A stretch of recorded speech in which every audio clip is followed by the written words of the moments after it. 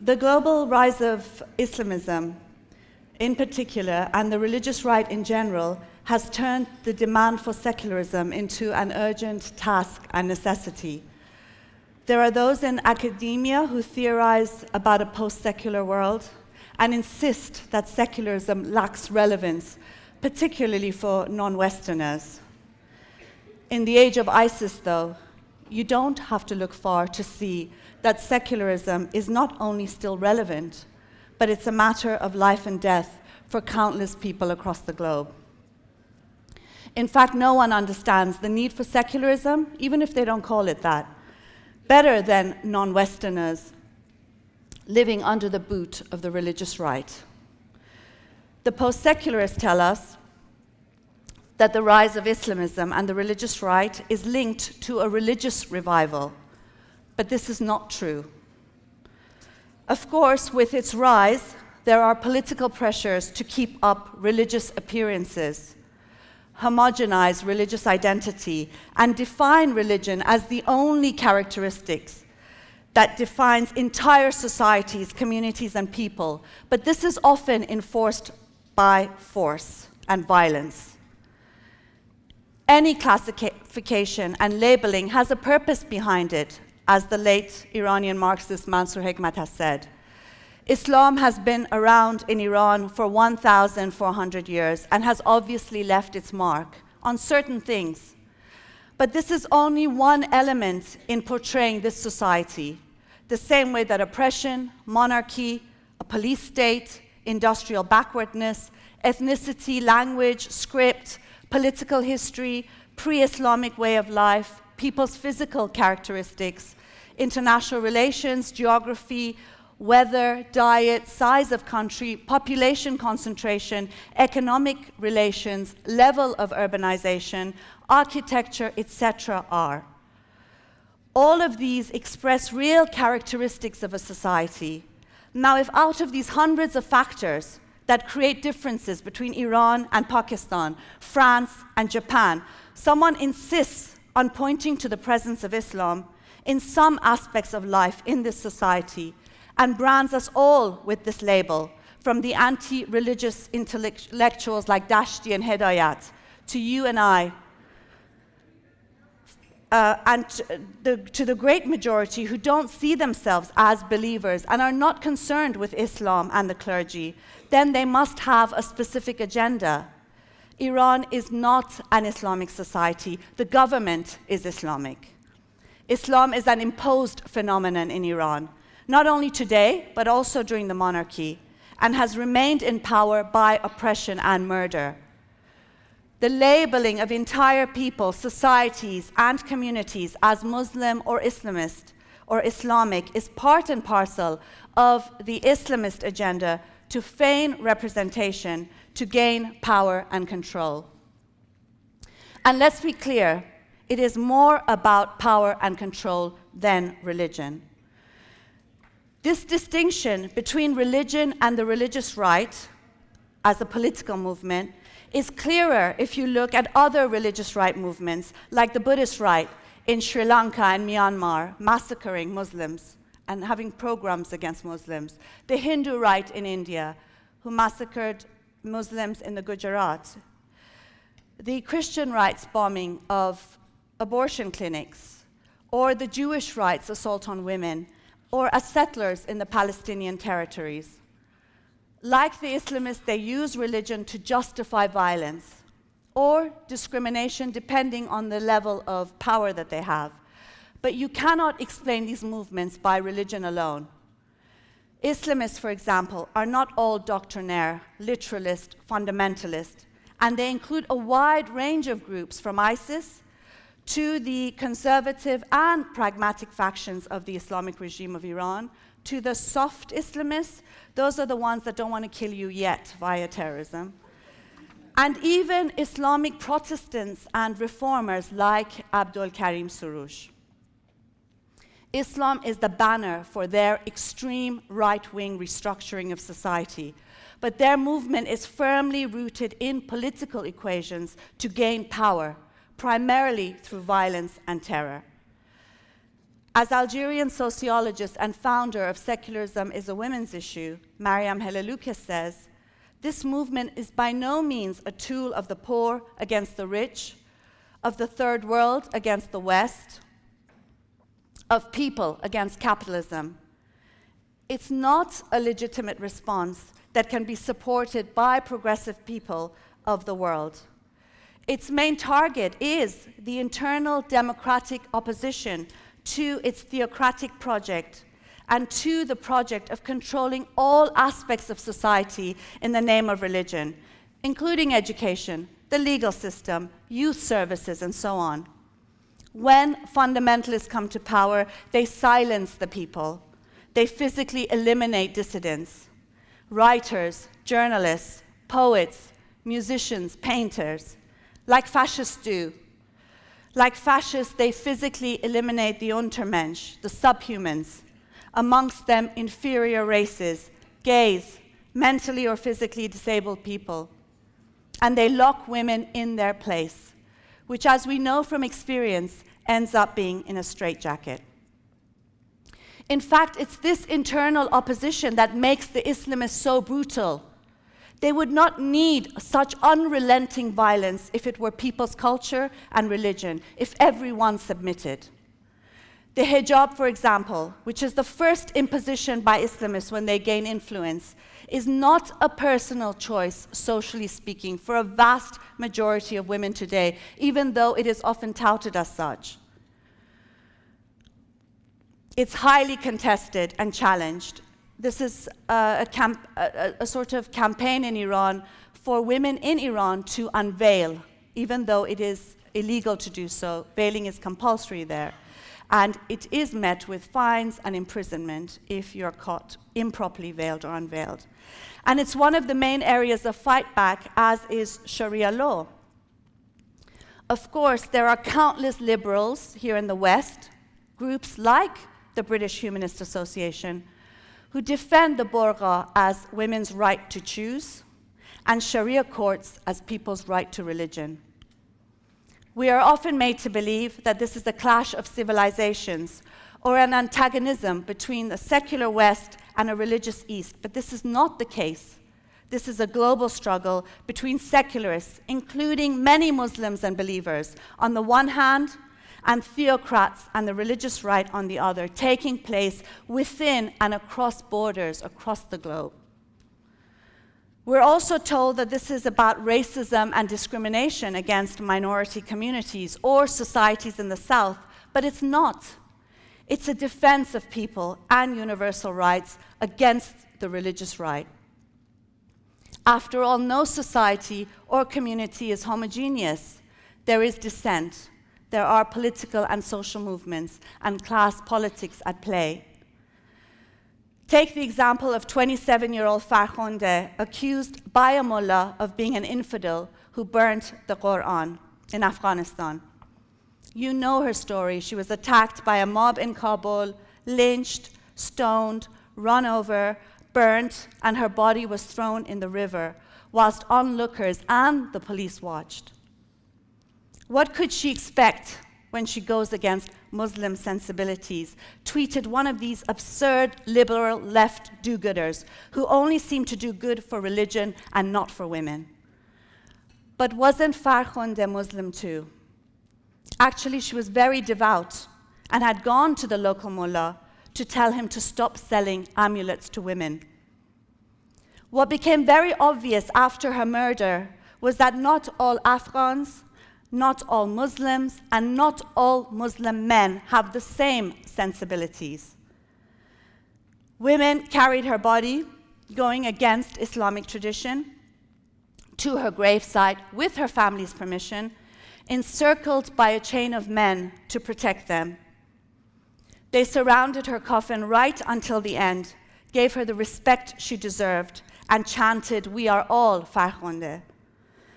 And when a mullah who had earlier justified her brutal murder tried to join them, they refused, created a circle around her gravesite, and forced him to leave. Azaryun, who's a youth activist there, says, "This is what Farkhonde teaches me, Together, we can change the narrative that others write about women. We stood up against the most respected mullah. We carried her coffin and we buried her.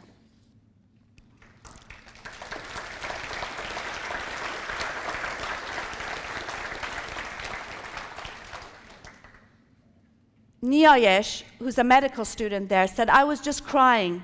It was a long trek. My energy was focused on giving Farkhunde a respectable burial. It was the first time I realized my real power and told myself that I am breaking the boundaries of tradition. So the people of Afghanistan do not all agree.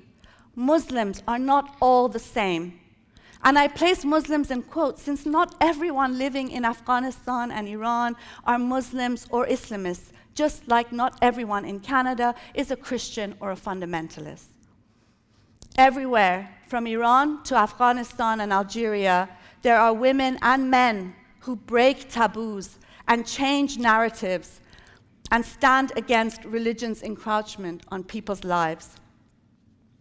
To accept the label of Islamic and the homogenization of entire populations is to accept the Islamist narrative and not that of the many who resist. In Bangladesh, for example, there are Islamists killing and threatening beloved atheist bloggers like Avijit Roy, but there is also a deeply secular movement against them, including 24 villages that have become known as Jamaat-free villages, that's the Islamist group in Bangladesh, or terrorist-free villages. Religion is not the only marker for our societies, nor is it the most important.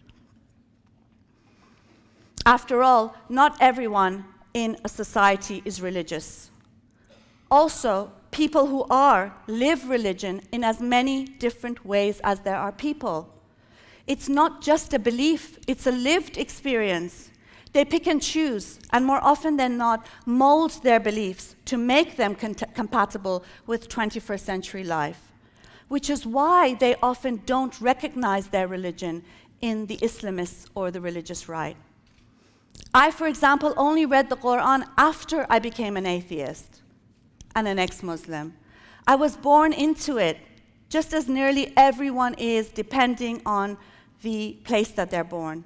It's geography and your parents' religion that determine mostly yours. In Iran, I didn't have to veil. I went to a mixed school. I wasn't treated differently because I was a girl. I hadn't heard the terms taqiyya or jihad. Religion only became relevant in my life when it came to power in Iran. Then the veil became an issue. Then Hezbollah types came to my school to separate the boys from the girls, though we ran circles around them.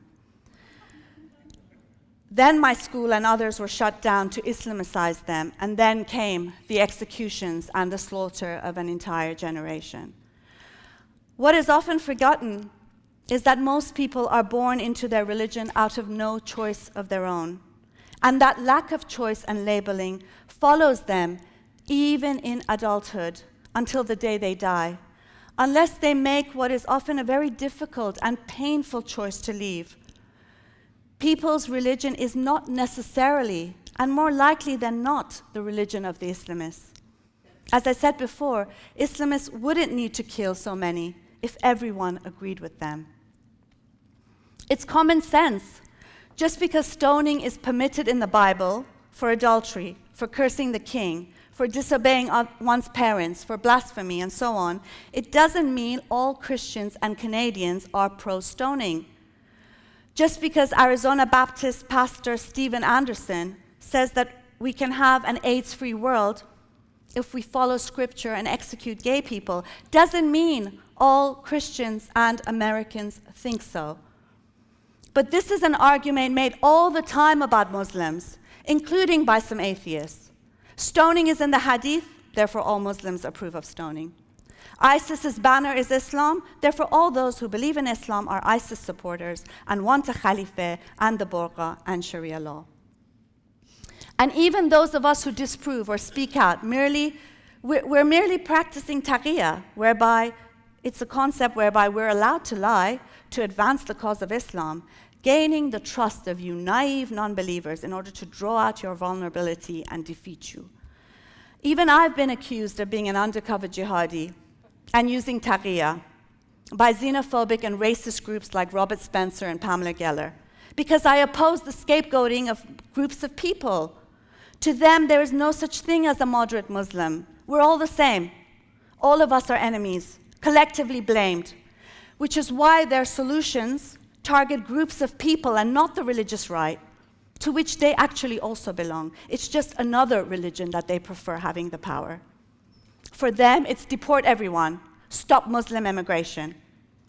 As they very clearly show, not every Christian, European, Westerner represents Enlightenment values. They certainly don't. And just as not every Muslim represents a culture of misogyny and brutality. As writer Kenan Malik says, secularism and fundamentalism are not ideas stitched into people's DNA. They are, like all values, absorbed, accepted, rejected. Culture is not static and homogeneous. Those in power determine the dominant culture. But as Musa Budeiri, who's a professor at one of the oldest Palestinian universities, said, and he was threatened after having this cartoon on his door. The man says, "You look gorgeous today." Yeah, I'm here. He says, he posted it on his door, and he was threatened by Islamists in the Palestinian authorities. And he said, Islamists resort to abuse and threats of physical violence, attempting to appropriate to themselves the sole authority of what Muslims can and cannot think, can and cannot do. There are and will remain as many Muslims as there are unfettered minds. Islamism's culture is not the culture of many who resist and refuse. It's not ours. And this is the problem with multiculturalism and identity politics. The homogenized group identity is the only one that seems to matter. The far right claims to despise multiculturalism, yet benefits from the idea of difference to scapegoat the other and promote its own form of white identity politics. And the postmodernist left uses multiculturalism to defend cultural and moral relativism and side with our oppressors. Both sides put people into restrictive boxes that deny dissent and diversity. So I think one of our most important tasks, therefore, is to see this diversity and dissent, to always put a spotlight on it, and to push for solidarity and universal rights, such as secularism, across borders, and to break through these restrictive boxes. This is one real and important way of challenging the religious right, but also the racists and xenophobes, as well as those on the left, and I say that coming from someone on the left, who only see homogenized, primarily religious identities and not the human being. This will distinguish us, it will humanize us, and allow us to go beyond identities to find real human beings and allies in the most unexpected places. Thank you. After all, people are more, they are more than the religion stamped on their foreheads from birth. Take Charlie Hebdo as another example. 145 esteemed writers opposed Penn's award to Charlie because they said it valorized selectively offensive material that intensified the anti-Islamic, anti-Maghreb, anti-Arab sentiments prevalent in the Western world. But Salman Rushdie said the Charlie Hebdo artists were executed. They were executed in cold blood for drawing satirical cartoons, which is an entirely legitimate activity. It is quite right that Penn should honor their sacrifice and condemn their murder. He went on to say that this issue has nothing to do with an oppressed and disadvantaged minority. It has everything to do with the battle against fanatical Islam, which is highly organized, well-funded, and which seeks to terrify us all, Muslims as well as non-Muslims, into cowed silence. And a lot of people, including Muslims, agree with Salman Rushdie. Mostafa Ourad is a native Algerian and copy editor of Charlie Hebdo who was killed during the attack. A French Muslim cafe owner was threatened for putting up a Je suis Charlie sign in his East London cafe. In Turkey, 2 columnists are facing an investigation for religious defamation as we speak for featuring Charlie's cover. And cartoonists across the Arab world, from Egypt to Lebanon to Qatar and Jordan, they sided with Charlie against the Islamists. Even in Iran, which is a theocracy where 130 offenses are punishable by death, including apostasy, blasphemy, heresy, Nasrin Sotoudeh, who's a human rights lawyer who's been in prison before, showed her solidarity, whilst journalists trying to get to a rally in support of Charlie were beaten back by the Iranian regime's security officials wielding chains and clubs.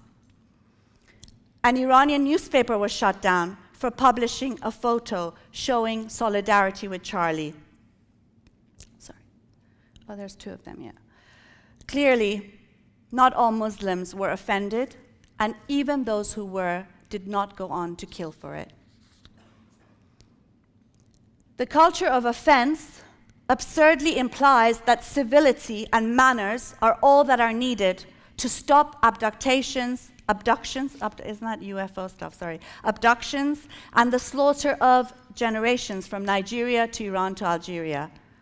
But the culture of offense is a smokescreen. It serves to legitimize Islamist terror and blames the victims. It misses the point. Islamism is an international far-right movement that has imprisoned and murdered innumerable Charlie Hebdos over decades who have dared to speak, to live, to dream across the Middle East, North Africa, and South Asia. Anyone living 21st century lives offends their sensibilities. Being a woman, being a free thinker, being gay, being unveiled, badly veiled, improperly veiled, being an atheist, going to school, laughing out too loud, driving a car, having religiously unprescribed sex, falling in love, dancing, all of these offend them. Calling for civility, censorship, silence, or respect for the offended is merely heeding the Islamist demand for submission at the expense of our dissenters.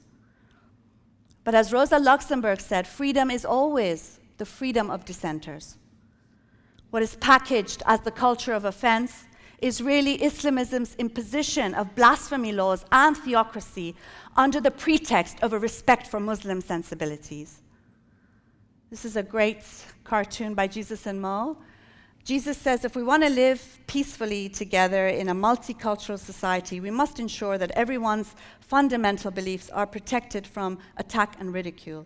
And the barmaid says, I don't want my fundamental beliefs to be protected from attack or ridicule, thanks.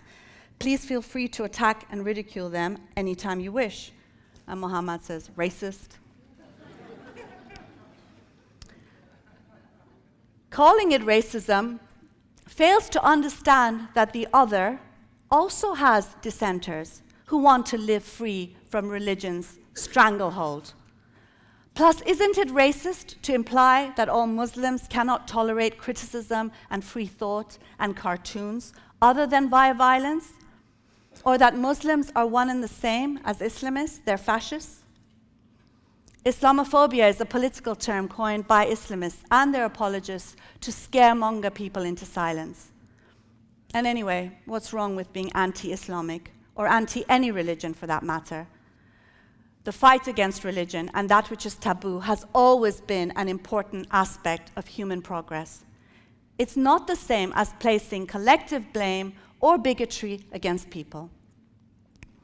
Which is why, though I say that the main battle today is a political one against Islamism, it doesn't mean that Islam is off limits or benign. The fight against Islamism has to be accompanied by a deep ideological criticism. This is even more important when faced with a political movement that threatens and kills heretics, blasphemers, apostates under the banner of Islam. Under these circumstances, we must not only make it a habit to blaspheme, but we must honor our dissenters, our blasphemers, and our apostates, even if their acts were not intentional, and even if their actions are so scandalous. People like Raif Badawi in Saudi Arabia, sentenced to 10 years in prison and 1,000 lashes for a website calling for change. People like Sohail Arabi, a 30-year-old blogger facing execution in Iran for insulting the Prophet. Women's rights campaigner in Saudi Arabia, Suad al-Shamari, who's been imprisoned since October on accusations that she has insulted Islam and the Prophet for demanding an end to male guardianship rules for women. Poet Fatima Naout, who's on trial for insulting Islam in Egypt because she's criticized Islamic animal slaughter. 47-year-old British Iranian Roya Nobakht, who's sentenced initially to 20 years in prison for saying that Iranian regime is a little too Islamic. And Atena Farghadani, who's 28, she has been sentenced for 12 years in prison just last week because of a cartoon,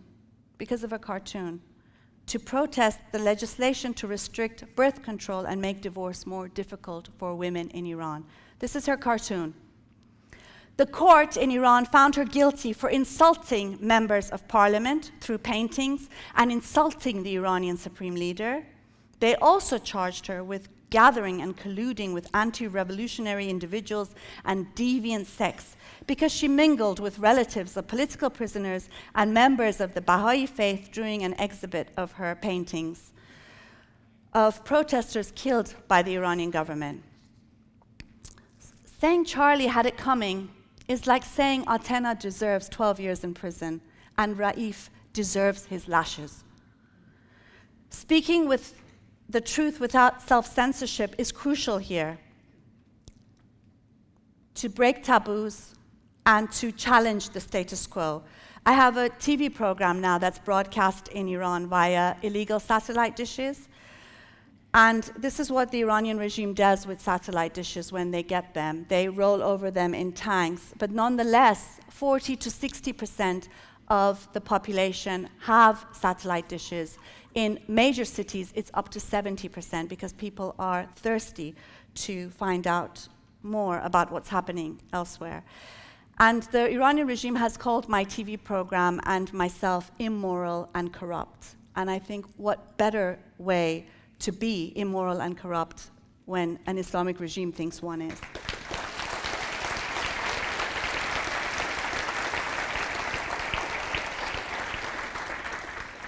The same is true for apostasy. We're not allowed to leave Islam. We can be executed for leaving Islam. Then it becomes all the more urgent to renounce Islam publicly via groups like the Council of Ex-Muslims of Britain. When it is possible to shout it out from every rooftop, then the very need to do so will not have the same urgency. It's also relevant with regards to nude protest. The idealized woman in Islam is obedient, properly veiled, submissive, and accepting her assigned place in society.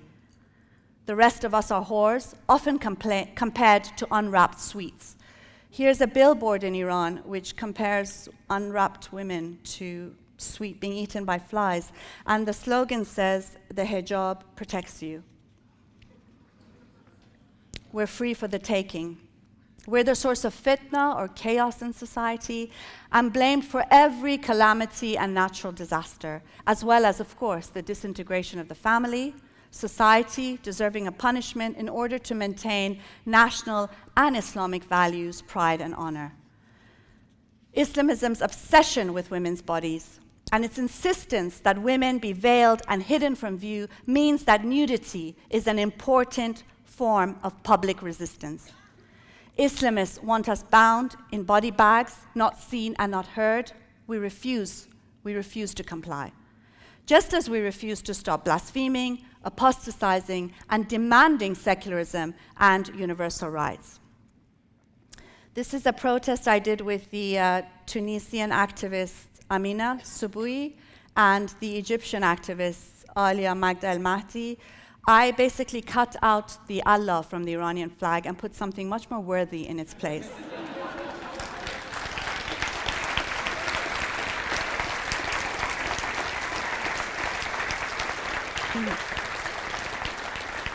I knew you would like that.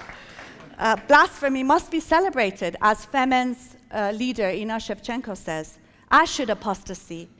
And it's an essential aspect of being fully human in the age of ISIS.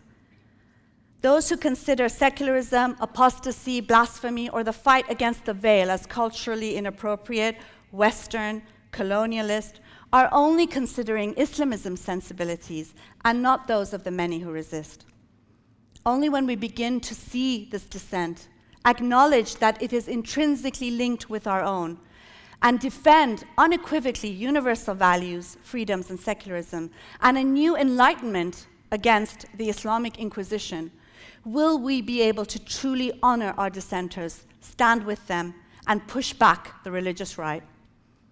Our age, yes, is the age of ISIS, but in another sense, it is also an age of incredible human resistance and an anti-Islamic backlash and enlightenment. If you look at Christianity today, for example, it's not that the tenets have changed since the days of the Inquisition. What's changed is its position and political power in many places. To a large degree, Christianity has been pushed back by Enlightenment so that it doesn't have the same power over people's lives, which is why sometimes it seems benign compared to Islam, as the Christian right love to tell us, but also some atheists. But put any religions back to the wall, and it will seem cuddlier in order to survive, even though that when it's pushed to the wall, it still discriminates, and it can still kill to the extent it has access and power. I've always said that all religions are equal and equally bad. Like cigarettes, they should come with a health warning: religion kills. And religion is no longer an opium of the masses, as Marx said, it is their genocider. And to combat it, Islam needs an enlightenment rather than the reformation that we often hear about. Ed Simon of the International Society for Heresy Studies, he argues that ISIS is Islam's reformation. Calvin, he said, taught literal interpretations of the Decalogue's prohibition on graven images, for example, and mobs targeted all art which they saw as blasphemous, just as ISIS does. And this isn't just an issue of cultural vandalism, he says. Indeed, the religious wars of early modern Europe were marked by barbarity as fervent as that occurring now in the Iraqi and Syrian deserts. We associate the Islamic State with decapitation and defenestration. I looked that up, it's throwing people off buildings. But this sort of violence marked the 16th and 17th century every bit as much. Historian Mark Lila has argued in his book, The Stillborn God, that contemporary secularism emerged not out of the Reformation, but rather in response to the horrific violence that modern religion had unleashed on Europe. I think we are witness to that backlash against Islamism and Islam today in many parts of the world, an enlightenment that is bubbling from below, often not seen or ignored because the Islamic world is, as we all know, homogeneous. And also because in repressive societies, what you see at first glance is not necessarily what you get. Scratch beneath the surface, and there is many explosions waiting to burst out, including what I truly believe is a tsunami of atheism, secularism, and free thought. Secularism may not be the end-all, but it certainly is a minimum precondition of basic rights and freedoms. It's not Western, but universal. I mean, I've said it many times before, but ISIS uses the latest social media technology. The Iranian regime wants nuclear weapons, but suddenly, when it comes to freedoms and rights and secularism, they become Western concepts. And when I talk about secularism, I mean the complete separation of religion from the state, not the wishy-washy British version. I think secularism is good. It's good for all of us, for religious and atheists and everyone. As the British philosopher A.C. Grayling says, secularism is a fundamental right. It must be actively promoted, defended, and articulated. I want to end by making a plea on behalf of migrants everywhere. If you oppose religion's role in the public space and theocracy and the religious right, you must also defend its victims and survivors. The world has built a fortress against migrants trying to escape US militarism and brutality and Islamism. We must step up and defend them. We must ensure that people can flee more safely and are treated humanely when they arrive. These masses fleeing are voting with their very feet against Islamism, and they are the best kind of dreamers, daring to believe that they will survive that journey and that another life is possible. We need them. We cannot remain silent. So as John Lennon said, and what's very apt for this conference, imagine no countries. It isn't hard to do. Nothing to kill or die for, and no religion too. Imagine all the people living life in peace. You may say I'm a dreamer, but I'm not the only one. And I hope someday others will join us, and the world will be as one. Thank you.